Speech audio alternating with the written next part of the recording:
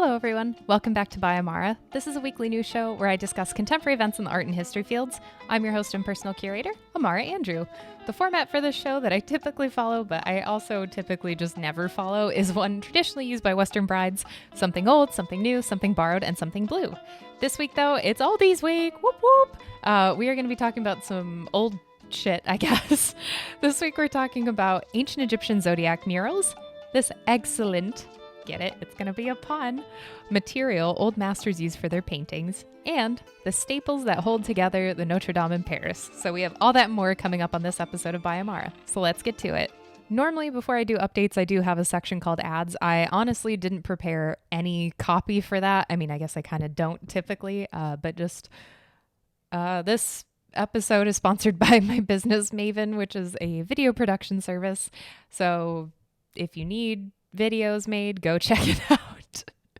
I will probably remove this from the rest of the episode, so let's just get straight into updates. Today, I look like a giant marshmallow. If you are listening to this, I'm wearing the most obscene white sweatshirt. I look like a YouTuber, so hi. So the past 2 weeks, actually, I've had my lovely host, Jeff Saris, on the podcast with me. Lovely host and my life partner. He currently is busy doing a bunch of different stuff for his clients, so unfortunately he couldn't sit in for this episode today because he's really busy with doing all of his podcasts. He has like 10 of them, and he's running his business Spire, and he's doing a fuck ton of great work, so keep it up, sweetie. So I was like, I'm going to give him the week off just so then, it's you and I again. Like, we're just hanging out. Last week I teased that in my business Maven, I don't know when my busy season is yet necessarily. Well, now I do, and it's now, and kind of always, but really now. Living in Chicago, so like I grew up in Arizona, so I'm used to just kind of being able to be outside all the time and doing things and not really having to think about the weather that much. Other than monsoon season, that doesn't fuck around, so just keep that in mind if you ever visit. But here in Chicago, you always have to think about the weather and what's going on. So essentially what I'm trying to get at is that now that the weather's getting a little nicer, even though it's like super gloomy, if you're watching this, you can see that behind me. Even though it's super gloomy, it's starting to get nicer out, which means that people are wanting to create more content and do all this various different stuff, which is great. Like, I love it. And it's really fun to do. Like, I genuinely love all my clients also. They are just all amazing. But it does get booked quickly with things, which is something I need to figure out in my own whatever. I'm just blabbing, but essentially I'm figuring out my busy season is now. So forgive me if I seem a little distracted today. Also an update, I am totally better. I got over whatever illness it was that we got after going to Vegas for my 30th birthday. Woohoo! And, well, not the illness, but my 30th birthday in Vegas. That was very fun. But yeah, we are basically all back to normal now a month later. I can taste some stuff now. I can smell some stuff, which is really cool. Coffee doesn't taste as gross to me. So I think my reason for being has finally been ignited. I don't know. Coffee really does, it sets my day in such a perfect way. I don't know what it is about it, but just having that ritual is just like fantastic. So I don't know. It just makes me happy that I can taste it again, and I can actually taste some herbs and things like that because I love cooking. I love food. I mean, I look like a food right now, a giant marshmallow. But anyway, so I think those are all the updates I have. So without further ado, let's just get straight into the show.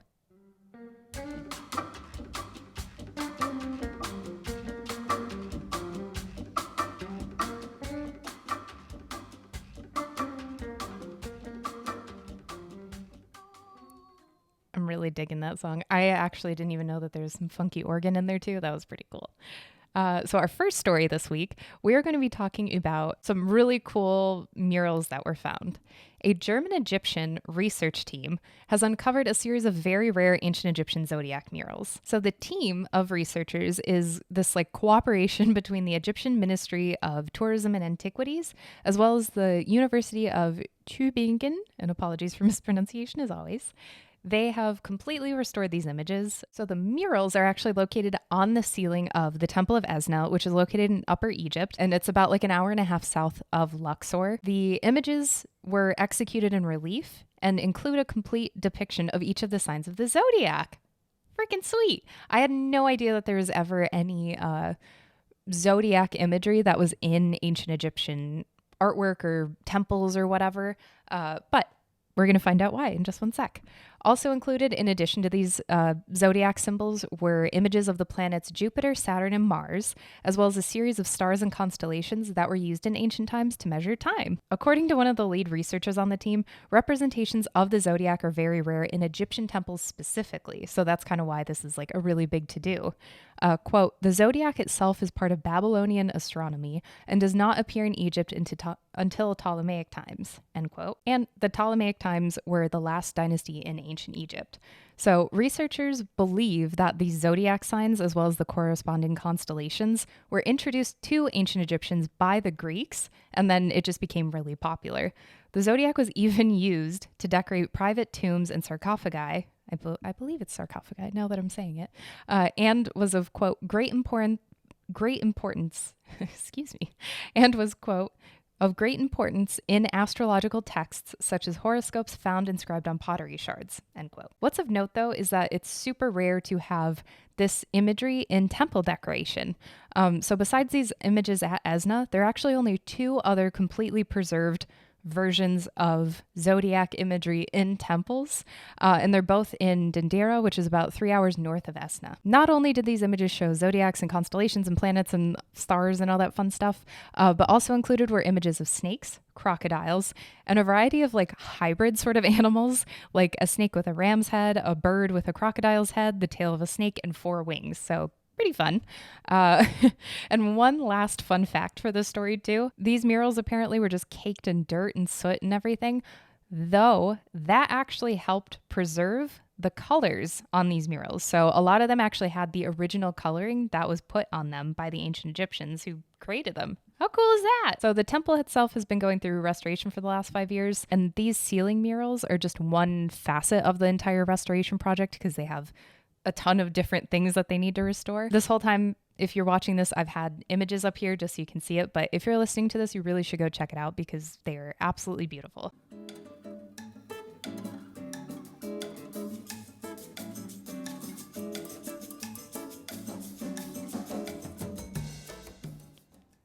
So in episode 20, we looked at a mystery ingredient that was found in Rembrandt's famous painting Night Watch, which ended up just being egg.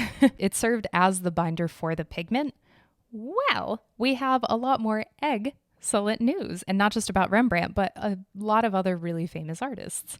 A new study was published in the journal Nature Communications that looked at how old masters mixed oil and proteins like egg yolk for their paintings. While egg tempera paint has long been used by artists for centuries, it's largely been believed that old masters who painted with oil paint, there weren't any like proteins within that. So like egg yolk, for instance, or egg, I should just say, any sort of egg binding. I'll just leave it nice and general. Also, any paintings that had been found previously that were like identified to have proteins in them were just believed to be accidental. So like the Rembrandt Night Watch, it was kind of like, what's going on here? Like this may have been an accident, but we have some new news. In this study, researchers they were looking at the how and the why of, they kept saying proteins generically, but also like really looking at egg was like the main thing that they were looking at, and how this was incorporated into the oil paints, specifically looking at the paintings of people like Leonardo da Vinci, Sandro Botticelli, and then Rembrandt van Rijn. So the technical knowledge of old masters, like how you made these paints, like what the ratios were and methodologies and materials and all that, that was passed down just through the workshop itself. So like artists, like I've mentioned before, they were like the CEO essentially, and then they had people working under them to help them finish commissions and paintings and all that wonderful fun stuff. So you would pass down the recipes, so to speak, through the workshop. But then because of time, because these workshops eventually closed, the recipes were also lost to history. So that's why these studies exist, and that's why people are just like, okay, let's try to figure out, like, let's reverse engineer this, so to speak. So it's known what binders, pigments, and techniques were used, generally speaking, but not in great detail. So it's like, well, how much of this was used? How much of that was used? How is this mixed? What is this? Because it is a very exact science, which I found out in this study.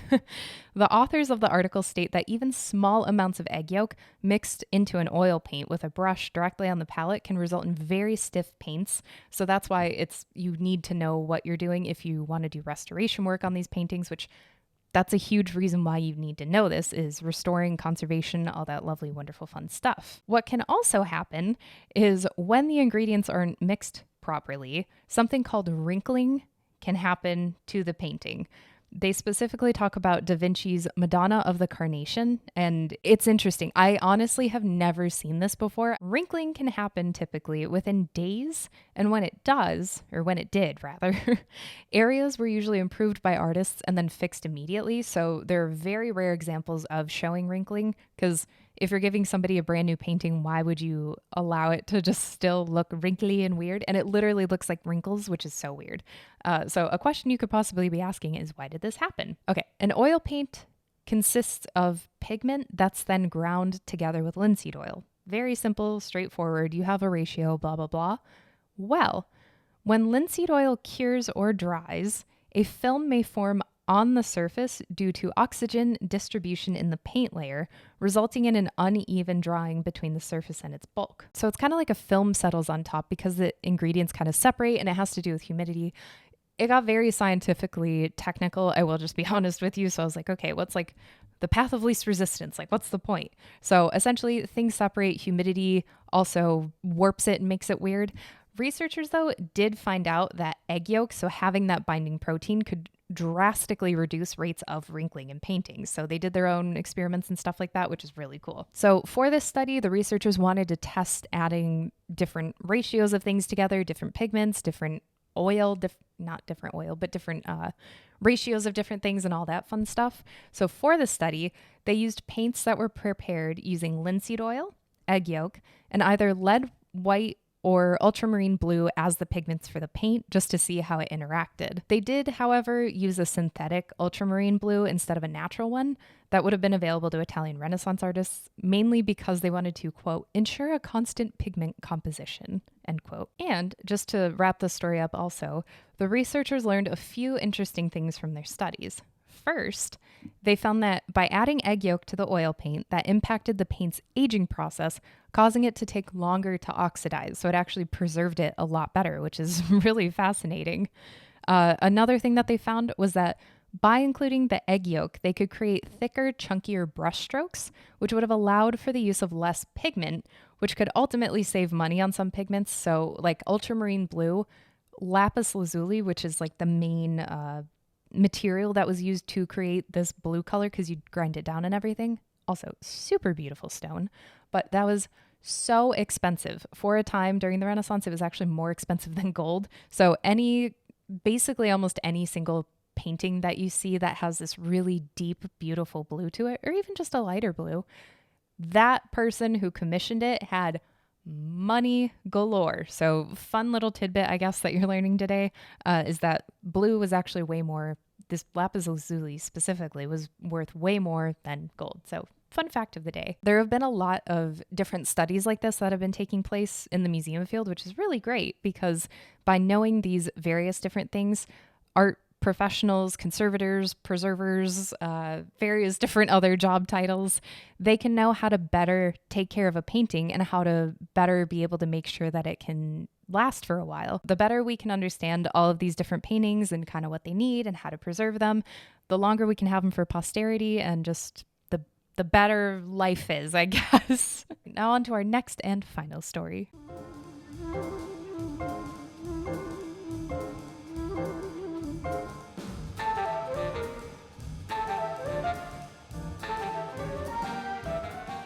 So our final story for today, shows that staples aren't just for your papers. This is really interesting. I had no idea that this actually existed. Also, I should preface this with, I love architecture and I find it to be very fascinating and interesting. And I took many history of architecture courses, but never anything that got very in depth to medieval European architecture. So this is just really cool. Anyway, a couple weeks ago, researchers found large iron staples in the Paris Notre Dame Cathedral's stonework among the walls, columns, and tribunes. And while it's been known that these iron staples have existed within the fabric of this building, like to hold it together and everything, It was actually believed by historians and just many other people that these were added later as part of restoration work during the 18th and 19th centuries, specifically mostly like the 19th centuries, but it wasn't believed that these were actually original to the building. Until now. So, a group of researchers used a method based on radiocarbon dating to determine that these staples were from the original construction of the cathedral over 800 years ago. Is my math right? Yeah, carry the one. Okay, close enough. I'm not good with math. This now makes the Notre Dame the first known Gothic cathedral where iron was used massively as a proper construction material to bind the stones together. Other kind of contemporary buildings or within the 50 to 100 years or so, they used wooden tie rods between the arches, but the first master builder of Notre Dame made the choice, like the conscious decision, to use durable iron instead. That is tricky though, because the density and like the weight of iron is more than what wood would be. So also it would be, I would presume, more expensive because it was difficult. You had to like forge them in a different way and all that fun, wonderful stuff. So I would presume that you had to take all that weight into consideration, which is very different. So kudos to the original master builder. In total, within the entire structure, it appears that there are almost 300 accessible staples throughout the cathedral. So there are probably more that are currently hiding. The team, with permission, removed 6 of these, and in order to test them with that method based on radiocarbon dating. It like wasn't specific in the study what it was, but they just said it was based on that. So they took staples from various different parts of the structure. So some of them were going to be bigger, some of them were smaller. They weighed between 4.5 to 9 pounds and were between 8 and 20 inches long. So these are pretty big suckers. I don't know how big 20 inches is. There's a joke in there. What's also interesting about these, though, is that they appear to consist of, it was kind of unclear because this was translated also, so you lose some nuance and all those fun, wonderful things, but it looks like some of the staples were consisting of several pieces of iron that were welded together throughout time, apparently, or each staple may have looked like it was from a different time period, just judging by the provenance of the iron and all that. Either way, kind of a mishmash of history and everything. And it's not like it's like hundreds of years or anything like that. I think it took about 50 or so years for the project to be completed. So like it makes sense that you would have iron from, 1160 or what. I don't know the exact dates. I'm so sorry. But if you just had like 1160 to 1205 or whatever, like you're going to have differences in the materials. This is kind of one of those like look on the bright side sort of things. After the fire in 2019 that burnt down a huge, like basically everything in the spire and everything, there's been a lot of stuff that's been found within the cathedral. So it's unfortunate that the fire happened because this is a historic building, not even taking religion into it or anything, but just this is an historic building. It should be saved. But because of that, good news, the cathedral's been going through major restoration efforts. And because of that, a lot of previously hidden objects like these staples has been found. And not just staples, but also artworks and sarcophagi have been discovered. I just thought this was really cool. I wanted to add this as sort of like a fun little add-on at the end. So in the sarcophagi, there were 2 of them apparently that have been found. So in one were the remains of a high-ranking clergyman, and then the second was a young nobleman in separate sarcophagi. The clergyman appeared to have died in his 80s, and apparently his body showed little evidence of physical activity, meaning that he was probably seated for most of his life. He also had apparently gout in one of his big toes, I think. I think that's what I read. So that just also suggests, it's called like the king's disease or king's toe or something, where it's like, okay, you had excessive eating and drinking, but very little activity. So that guy had a very cushy life. The other guy, though, the nobleman, appears to have died between 25 and 40 and likely was an avid horseback rider because of his pelvic bones. I never knew that you could tell that somebody was a horseback rider because of their pelvic bones. Like, this motherfucker must have been on a horse 24/7 because how does that work? It just like pushes it open? I don't know. Or maybe you just like stretching or something. I don't know. Anyway, I just thought that was really interesting because I had no idea that this many hidden objects were being found within the Notre Dame in Paris. And it looks like all restoration work is supposed to be done by 2024 or within the year of 2024. So the Notre Dame will be opening back up. It'll be really interesting to see too, because I think they have like a glass ceiling. I need to brush up on my Notre Dame knowledge, I guess. but it looks like they're supposed to have a glass ceiling and everything to kind of tie in the old with the modern. I don't know. I'm very curious to see what they do with everything, and especially now having these new items in their history. It's really fascinating. So that'll do it for this episode of By Amara. Thank you so much for listening, and I hope you enjoyed the episode. Like, share, subscribe, comment, I guess, if you feel like it. You don't have to. But thank you so much for listening. I really, truly appreciate it. I know I got all mushy-gushy sentimental in another episode, but like I genuinely appreciate you. So just thank you so much. And I think that's all I got. So I'm Amara Andrew. Never stop creating.